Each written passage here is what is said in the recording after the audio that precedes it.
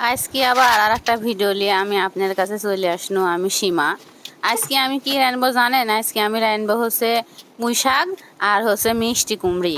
আজকে আমি এটি রানবো হচ্ছে শুটকি মাছ দিয়া। তাই আজকে আমি আবার কি করেছি না, সকাল থেকে আমার শরীরটা একটু ভালো লাগতেছিল না। তাই সকাল থেকে একটা পর্যন্ত কিছুই খাইনি, আমার পরিবারের কেউ খায়নি কো। পরে আজান দিলে আমার স্বামী নামাজ পড়তে গেল, আমার সাওয়াল নামাজ পড়তে গেল। আর এই সুযোগে আমি কি করলো, আমি মনে করলো যে যাই বসে থেকে আর তো হবি না নি, কারণ রান্না বান্না করে দেওয়ার মতন আমার কেউ নাই।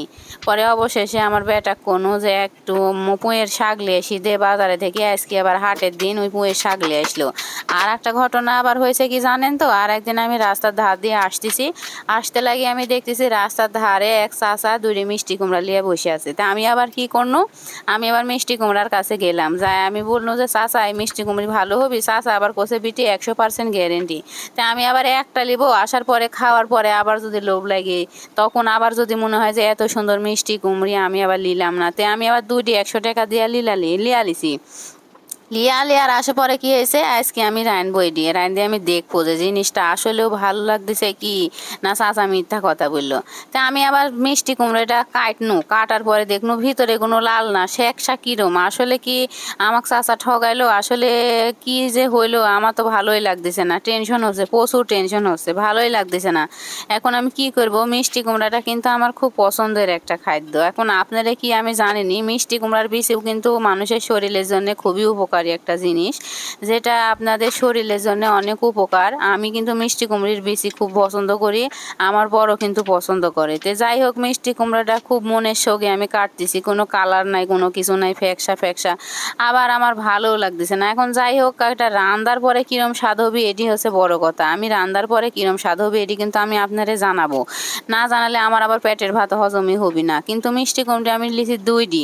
এখন একটা মিষ্টি কুমড়ি আমি আপনারে দিতে চাই, আপনার মধ্যে কে কে এই মিষ্টি কুমড়িটা লিবেন আমাকে একটু কমেন্টে জানায়েন, আর কুরিয়ার নাম্বারে আমাকে দিয়েন, আমি নাম্বারে মিষ্টি কুমড়িটা প্যাকেট করি সুন্দর করে আমি আপনারে নাম্বারে পাঠা দিব, কারণ একলা একলা খাবো তা তো হবিলি। মিষ্টি কুমড়ি আপনারেও আমি খাওয়াতে চাই। বন্ধুরা যা যা খেতে পছন্দ করে আমাকে জানাবেন, আমি গ্রামের মেয়ে, আপনাদের কুরিয়া করে আমি পাঠাই দেবো, সঙ্গে নাম্বারটার কমেন্ট করে আমাকে জানাবেন। যেহেতু আমি গ্রামে থাকি, শহরের ভাই বোনেরা আপনাদের যেটা খেতে ইচ্ছা করে আমাকে অবশ্যই জানাবেন, আমি আপনাদের কুরিয়া করে পাঠাই দেব। তো যাই হোক, আজকে মনের শোক আমার নামে গেছে মেলাতে। যাই হোক, এখন মিষ্টি কুমড়ি রান্নার পরে কিরম হবে নি, তাড়াতাড়ি করে আমি খুব জোরে করতেছি। ওইদিকে আবার আমার হাজব্যান্ড নামাজ পড়িয়ে আসার পরে খাবার না পালে আমাকে তো কবি সারাদিন খালি ভিডিও লিয়া পড়ি থাকে, আমাকে তো সেই বকাঝকা করবে। আর এটি তো আমি মানিয়ে নিব না, তখন মানি না নিলে কী হবে, দুজনের সংসারে অশান্তি গ্যাঞ্জাম। আর এগুলা করে আমার ভিডিও করতে হয়। ভাই রে ভাই, কত কষ্ট করে ভিডিও করি, একটা ভিডিও আমার ভাইরাল হয় না, কত স্বাদ। এই যে এই ভাইরালের জগতে আসনু, কত স্বাদ করে আসনু ভাই রে ভাই, যে ভাইরাল হব, টাকা ইনকাম করব, সবাই নাকি ভিডিও বানা ভাইরাল হচ্ছে, কত বড় বড় সেলিব্রিটি হয়ে যাচ্ছে। আমার কপাল এতই খারাপ রে ভাই, সব দিক দিয়েই খারাপ। সারা জীবন খালি মানুষের কথা শুনেই গেলাম, কারো বলার মতন ক্ষমতা আল্লাহ পাক আমাকে দিল না। যে যাই হোক, একদিন আল্লাহ পাক আমাকেও সেই সুযোগটা হয়তো দিবেন, আমিও এক সময় বড় হব, সবাইকে তখন আমি কি করব, কথা শোনাবো না, সবাইকে আমি ভালোবাসবো, কারণ কথা যদি সবাই শোনাই, ভালো মানুষ জগতে আর কেউ থাকে না।